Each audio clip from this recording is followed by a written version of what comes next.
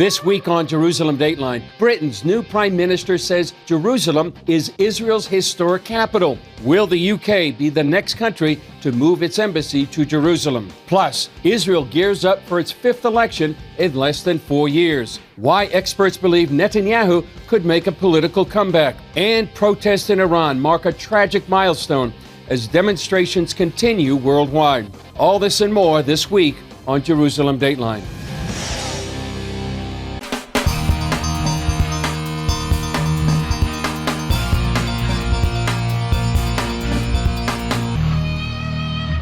Hello and welcome to this edition of Jerusalem Dateline. I'm Chris Mitchell.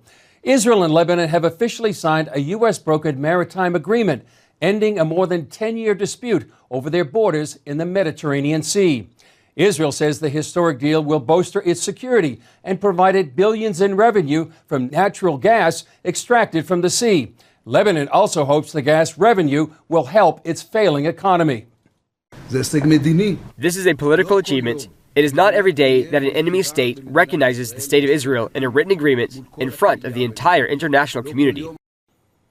Critics of the deal argue that Israel surrendered its sovereign territory to Lebanon and say it fails to adequately address threats from the Lebanese terror group Hezbollah.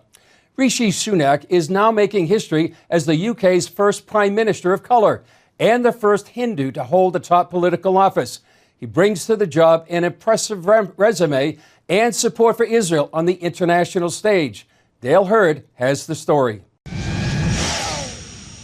While Rishi Sunak will be the first Hindu Prime Minister of Great Britain, that's been almost a non-issue in a nation in desperate need of a competent leader. Prime Minister. Sunak is the fifth Prime Minister in the past 6 years, and there's hope that this one will succeed. I think financially knows what he's doing to run the country. He will be able to sort us out. I think he's been in the right sort of jobs to understand all the intricacies of what needs to be done. You do need somebody who's going to have courage to change everything and to shake everything up. Rishi Sunak is described as a proud Hindu who has taken the oath as a member of parliament on the Hindu holy book, the Bhagavad Gita. As finance minister, Sunak lit candles outside number 10 Downing Street for the Hindu festival of Diwali. He's the wealthiest leader in the democratic world. He and his wife are worth around $1 billion. Sunak has voiced strong support for Israel, saying Jerusalem is undisputably the historic capital of the Jewish state, and there's a very strong case for moving Britain's embassy from Tel Aviv to Jerusalem. He is also opposed to the boycott, divestment, and sanctions movement against Israel, and has spoken out strongly against anti-Semitism. As for the United States, there are strong ties. Sunak met his wife as a student at Stanford University, and he held a U.S. green card until last year. Sunak's experience at Goldman Sachs in helping run a hedge fund will be useful, as he inherits an economic mess of high inflation, low growth, and soaring energy prices. Some citizens are refusing to pay their utility bills. And when his predecessor Liz Truss offered what some believe was a good plan to revive the economy, the markets bucked against it, and the pound crashed to a record low. It is just very, very difficult for anyone to both reassure the markets and deliver growth at this point. The two are working against each other. If elections were held today in Britain, the Conservative Party would be wiped out. A recent poll showed the Labour Party holding a 33-point lead. Sunak has 2 years to turn that around and fix Britain's problems before the next election. As long as he can muster a majority in a vote of confidence in the House of Commons, he will stay as Prime Minister. As to whether he can survive that, again, governments depend on the confidence only of one thing, which is not the opinion polls or even the markets, but the votes in the House of Commons. Sunak is described as the least unpopular leader of a very unpopular party. And at 42, he's the youngest Prime Minister since Lord Liverpool in 1812. Dale Hurd, CBN News. Well, on November 1st, Israel will hold its fifth election in 3.5 years. Former Prime Minister Benjamin Netanyahu is hoping to unseat current leader Yair Lapid. Some polls show him with a narrow edge to create a government while others show him falling short of the 61-seat majority needed in Israel's 120-seat parliament, leaving open the potential for more political gridlock. Here's an interview I did with Middle East correspondent Julie Stahl and CBN News senior editor John Wagi about what this election means for Israel.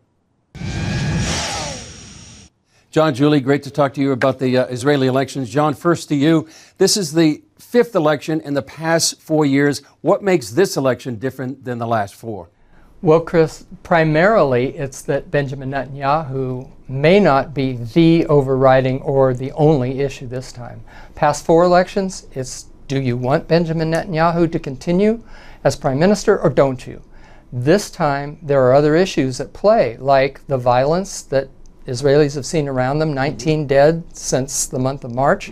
And that is wearing on a lot of people, not just people in Judea and Samaria, but people, Tel Aviv, Jerusalem, you name it.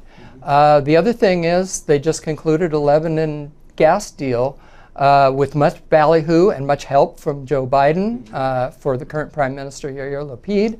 That's going to be an issue. A lot of people are saying Lebanon got 100% of what they wanted, Israel got nothing. So there are other issues at play this time, and that's the big difference. Yeah, some of the issues that Israelis are going to be considering, Julie. What do you think the mood is among Israelis? Do they feel like this is going to be more political gridlock and maybe a sixth election in the next several months? What do you think they're feeling? Yeah, I think Israelis are pretty tired of going to the polling booths. They're also a bit disgusted at the amount of money that's been wasted. Billions of shekels. One analyst said they could have built a few new hospitals for what they've spent on all these elections. I think some Israelis, at least, are confused, don't know who to vote for. I know one of my friends said particularly she was going to vote for Yair Lapid just to give him a chance. I think people are kind of like, they would like to see a new leader come up. You know, there's still, maybe a lot of people are still in favor of Netanyahu. A lot of people are, you know, fed up with Netanyahu, but they're not talking about it like John said, you know, like they were in the past. But yeah. John, in 1996, you famously called the election for Netanyahu. People went to bed thinking it was going to be Shimon Peres, and they woke up and it was Benjamin Netanyahu. Do you think he can make a comeback, this political comeback? He's now the opposition leader. Can he come back to be prime minister? I absolutely think he can. Every poll that I've seen gives him with 60, 61, 62 seats. 61 is the magic number. So he certainly can. He's only one seat away even from the last four polls, which show him falling just short. So yes, he can. The question is going to come down to turnout and how many Arabs turn out, how many Netanyahu supporters within Likud turn out, how many angry residents of Judea and Samaria who feel somewhat dissed by the current government, how many of them turn up, and how big his coalition is with the religious parties. Julie, speaking of the religious parties, you met with many of them just recently. You interviewed some of them. Why are they so key to a Netanyahu coalition? They are basically his partners. And yeah, you know, you have the religious Zionists, which is a big block. That one has really gained a lot. Probably most of those people are just really looking for something that they can say is Jewish. You know, they serve in the army, they're devoted citizens. A lot of them live in Judea and Samaria, you know, and they want to see a change. They want to see a Jewish future for their kids. Then you have the United Torah Judaism, which is the Haredi party that's basically like European American descent, and they don't serve in the army. But they're also very pro-Netanyahu. They also want this Jewish future. You have the Shas party, which is more like the Asian, North African Jews, Sephardic Jews. Also, they're religious, but they also have a big support for the poor and those in the periphery and the outer sections. So they all would likely be Netanyahu's partners in a coalition. They all seem to be doing pretty well. And, you know, we'll see. So there'll be several million people voting next Tuesday, but there are hundreds of millions perhaps around the world that are going to be watching and praying. So how can Christians around the world be praying for this election? John, first to you. I think you look at the world as a whole, and people from other nations are certainly looking at their own nation as well as Israel. And I think it's just prayer for the Lord's will to be done concerning the shaking that's going on in the nations. I personally believe that shaking's coming from him. I think it's coming to Israel as well as many of the other nations, and just that he will have his way in what he wants to do in the nations, including in the elections here in Israel, which are so important to everyone. Julie, what do you think? How can people be praying? I think really for mercy, and that God would make a way where there doesn't seem to be a way for actually a good government, maybe something nobody has thought of, one that would not bring division but would bring unity. Maybe that's just my hope, but that's what I would say. Yeah, well, people will be watching and praying around the world, and we'll be reporting. So thanks for your analysis and insight, and we'll be reporting from election headquarters next Tuesday. Up next, from Jerusalem to Tehran, thousands stand united with the women of Iran.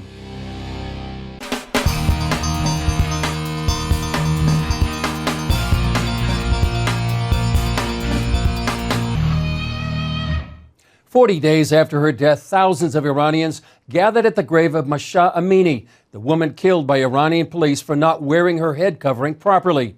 Her death sparked nationwide protests that some say now pose a threat to the Islamic regime." The protests at Amini's grave brought this huge crowd to honor the woman whose death has become a rallying cry for regime change in Iran. 40 days is a time when many Iranians remember the death of a loved one. Now, more than a month after her death, the protests are continuing inside Iran, even though more than 200 have been killed by the regime. Outside of Iran, women cutting their own hair has become a sign of standing with the women of Iran. At the recent ICEJ Feast of Tabernacles celebration in Jerusalem, Sharon Haskell, a member of Israel's parliament, joined the protests. In the light of these protests, I would like to join them in a global movement, Jin Jian Asadi, Women, Life, Freedom.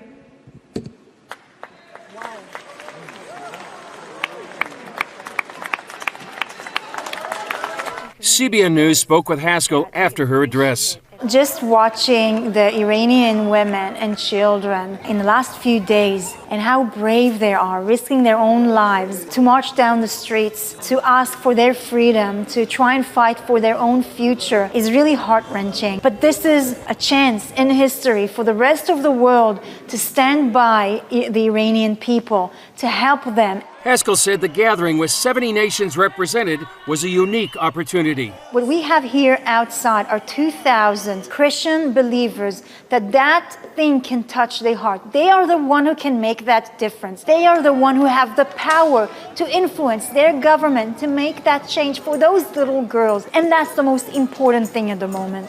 These two Iranian exiles also attended the feast and expressed what they're hearing from the streets of Iran. People say we don't need Islamic regime and they want to be free, but the government say no, just you have to do this one, you have to do this one. Yeah, and then that's why they kill people daily. Iranians have protested before, but Saeed says this time it's not the same. This time is very different. Yeah, because they don't have anything to lose. And as before, the people on the street are looking to the world. There's no help from outside, from strong countries like United States, like so many countries. And right now, people in Iran, they're fighting by themselves, with nothing, with no gun, but they have just heart and just their voice. To believers worldwide, they cried out for these three prayers. Pray for comfort for Iranians hurting and grieving over what's happening, and pray for hurting to find their healing and lasting hope in Christ, and pray for Iranian Christian inside of Iran, that especially in these days we are hearing so many Christians that they are going outside and helping and spreading gospel among non-believers. And if you can just pray these 3 points, that would be perfect. Thank you. Coming up, a major new project could put Saudi Arabia's hidden biblical history at risk.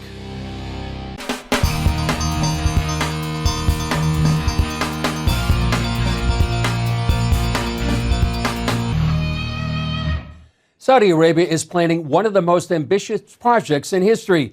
It's a 160-mile-long, ultra-modern settlement in the middle of its remote northern desert. But this Saudi mega-city may threaten some ancient biblical sites. Chuck Holton brings us the story. For now, the northwest corner of Saudi Arabia is home to more camels than people. That would certainly change if Crown Prince Salman's ambitious plans come to fruition. The heir to the Saudi throne recently announced this region as the site of his new $500 billion megacity called Neom. The goal is for up to 9 million people to live here in what's touted as the world's most modern, forward-thinking, and climate-friendly city. Few people, however, know about the deep biblical history of this area.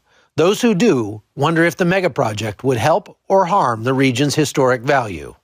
Andrew Jones has studied biblical archaeology for more than a decade. CBN followed him on a week-long adventure to some fascinating biblical sites. Jones believes Mount Sinai is actually located here, very close to the proposed site of the new Saudi megacity. So the biggest issue is that Moses, when he was taking care of Jethro's flocks, now that was his father-in-law, and when he had fled Egypt, he lived in the land of Midian.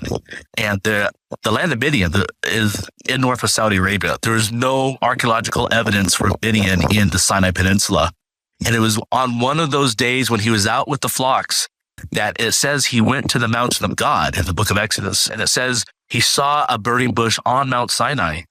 So then you'll realize that Mount Sinai is close to the home where Jethro lived in the land of Midian. His theory is that after crossing the Red Sea, the Israelites would have wandered in this very desert. As the team retraced their steps, it was easy to see why water was foremost in their minds. After the Israelites crossed the Red Sea in the end of Exodus chapter 15, it says that they came to the oasis called Elim, where there were 12 springs and 70 palm trees. Well, those 12 springs are still here. Here's one of them behind me that's been cemented in over the years, but it's still used by the Bedouins in this area to this day. But will the new Saudi mega project threaten this history? There's a city they call the Line, which would go from the coast all the way up into the mountains of Midian. And they just announced this next city, which is up in the mountains of Jebel al-Lawz. This whole mountain range we believe to be the mountain of God. After more off-roading, we came upon this site, a huge mountain with a peak that appears burned. The evidence is all around us that this is the true Mount Sinai. Now, I know there are many proposed locations for the mountain of God, but this mountain here in the land of Midian is the only one that matches all the biblical evidence for Mount Sinai or the mountain of God. This large plain at the base of the mountain would have easily accommodated the Israelites and all their animals, and Jones tells us more. Ron White discovered these pieces of marble when he first came here in the mid-1980s. In 1985, he found on one of the sections, written in ancient Hebrew, the name Solomon, the mountain of God, Moses. And so he believed because of these key words that King Solomon actually set up a marble shrine dedicated to the mountain of God at the base of Mount Sinai. And look at this, a large altar centrally placed and covered with petroglyphs. Many of the images depict cows, an animal that in ancient times did not exist out here, but did exist in Egypt. If this is the real Mount Sinai, there was no way I was leaving here without climbing it. The Saudi government has big plans for this whole area, hoping to make it an oasis of modern comfort. Wow, I made it. This is the top of Jebel Musa, the mountain of Moses, where God came down and met with Moses to give him the 10 Commandments. What a hike. What a sight. It took about 2.5 hours to get up here, and it was almost 3 miles from where we parked the car, but it was worth every step. And you know, I don't think we'll ever be able to say definitively whether or not this is the actual spot where Moses met with God, but I guess that's just where faith comes in. From northern Saudi Arabia, I'm Chuck Holton for CBN News. Still ahead, Israeli archaeologists uncover a sprawling church dedicated to a mysterious martyr when we come back.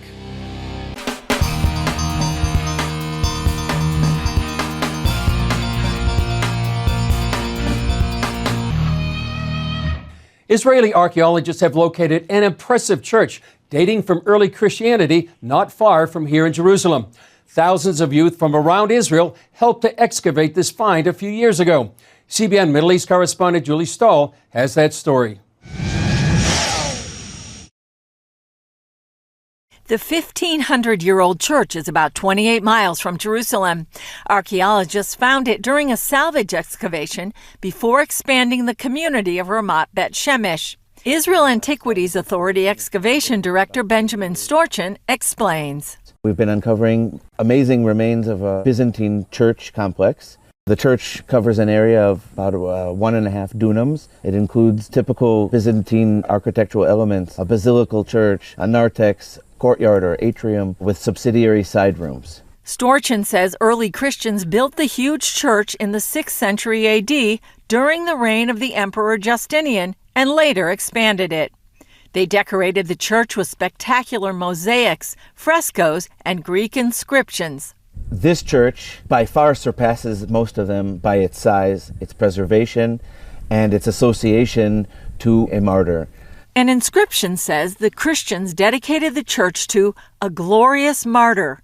The identity of the martyr is unknown, but due to the grandeur of the church, archaeologists say the martyr was likely an important person. We have now descended into the subterranean crypt located below the bema of the church. A separate entrance and exit allowed groups of pilgrims to pass by the crypt easily. This is the reliquary niche. You have to reconstruct here that there would have been a marble chancel screen to mark off the sanctified area from the assembly hall. And here would have been placed the relics that were kept in the church. Some 5,000 youth from around Israel excavated the site. It's super fun. I really like working with my hands. And when we come here, the whole group, we really get to bond. We get to see stuff that we wouldn't get a chance to see if it weren't for here. While excavating here, we found something like 300 clay oil lamps that are dated to the Abbasid period. Artifacts from the excavation are on display at the Bible Lands Museum in Jerusalem. Julie Stahl, CBN News, Jerusalem. Well, that's all for this edition of Jerusalem Dateline. Thanks for joining us. Remember, you can follow us on Facebook, Twitter, Instagram, and YouTube. And you can also access CBN content through our CBN News and other CBN apps. And don't forget to sign up for our email blast so you can continue to receive all of our exciting CBN content. I'm Chris Mitchell. We'll see you next time on Jerusalem Dateline.